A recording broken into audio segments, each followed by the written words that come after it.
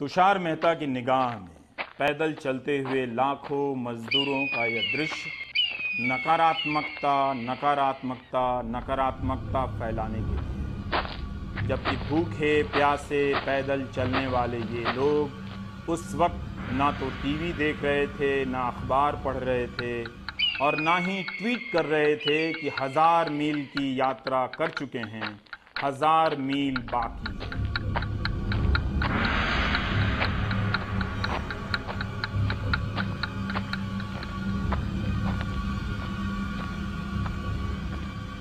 शुक्र है तुषार मेहता ने यह नहीं कहा कि पैदल चलने वाले लोग मजदूर नहीं, भारत को खोजने निकले पर्यटक हैं।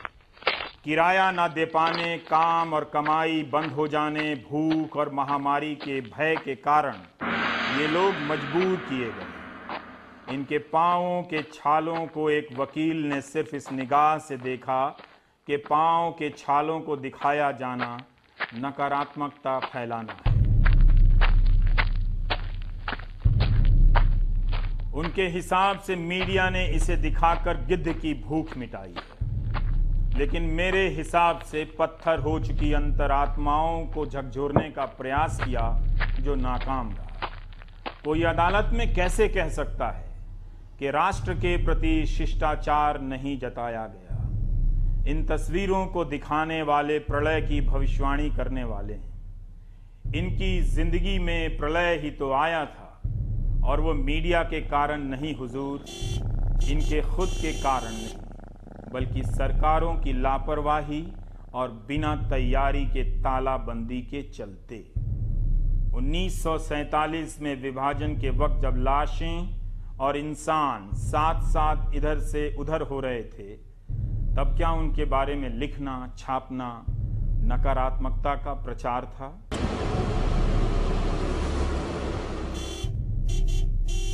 इस दलील से जब आने वाले महीनों में मिडिल क्लास मीडिया से कहना चाहेगा कि EMI के पैसे नहीं हैं, स्कूल की फीस के पैसे नहीं हैं, तब क्या देश में नकारात्मकता फैल जाएगी?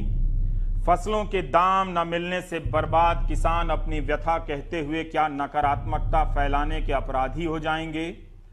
सरकारी वकील की यह दलील लोगों की परेशानियों को देखने का खतरनाक नजरिया दे रही है।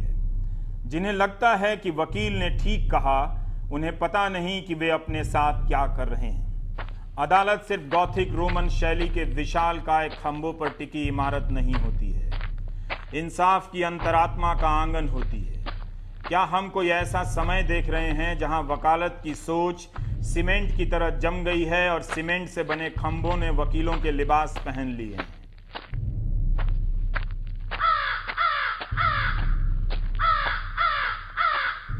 विचित्र दलीलों की कांव कांव अगर आज के दौर का मंत्र जाप है तो अफसोस है। IT सेल और व्हाट्सएप यूनिवर्सिटी की भाषा जब सरकार की भाषा बन जाती है तो उससे बड़ा आम जनता का विस्थापन नहीं होता। जनता सरकार की औपचारिक और खानापूर्ति के लिए जाहिर की जाने वाली चिंताओं से भी बेदखल कर दी जाती है। आखिर सरकार का पक्ष रखने के लिए उठे सरकारी वकील, जिनका इंग्लिश में पदनाम सॉलिसिटर जनरल है, उन्होंने अपनी बातों को कहते हुए उस सरकार के बारे में बिल्कुल नहीं सोचा होगा जो जनता के साथ नियमित मन की बात करती है और जनता को पत्र लिखती है।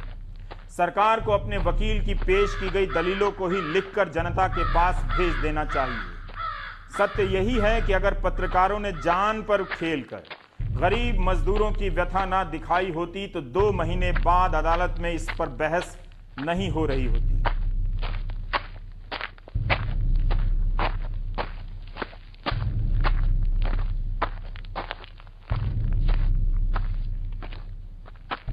अफसोस कि इन बातों को सुनते वक्त ऐतराज के काबिल नहीं समझा गया, छोड़कर आगे बढ़ते हुए ध्यान देने लायक नहीं माना गया। 2017 में संवैधानिक पद पर बैठे वकील की नजर में नागरिक का अपने शरीर पर संपूर्ण अधिकार नहीं था।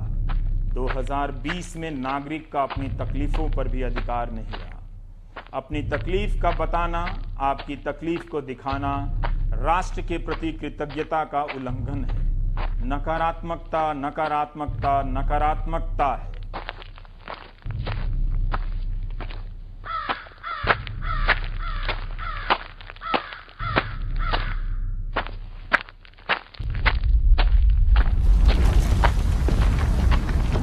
इंग्लिश में डूम्सडे, हिंदी में प्रलय, उर्दू में कयामत के दिन का ऐलान।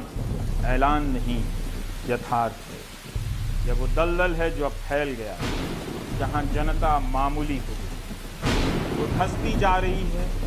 एक खंबा है जिसने काले रंग का लबादा ओढ़ लिया है। यहीं से देखा जाएगा ज़मीन दलदल है या नहीं। अगर इससे छवि खराब होगी तो इस दलदल ज़मीन को सोने की चिड़िया का घोंसला कह दिया जाएगा।